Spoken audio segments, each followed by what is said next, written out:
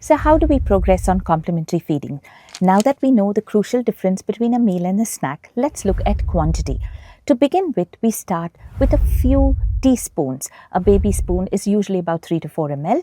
We start on day 1 and then gradually progress to reach the target volume of about 1 to 2 tablespoons at the end of a meal. 6 to 7 months, one meal is typically 1 to 2 tablespoons. Later, the meal proportions increase to about almost half a cup, which is 125 ml by 6 to 9 months. And by 9 to 12 months, they would almost give 3/4 to 1 whole cup, which is 250 ml. Now, we start with one meal in the beginning, with 6 to 7 months in the first couple of weeks, and by 7th month we would go to 2 meals a day along with snacks in between. By 9 months, the baby typically would want 3 meals like how the adults take and 2 snacks.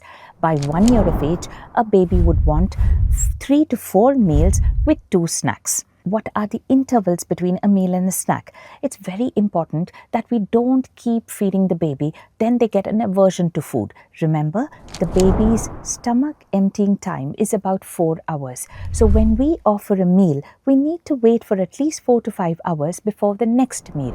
So a meal which is given at about 9 a.m. in the beginning, we would give the second meal at about 4 p.m. and in between would be a snack.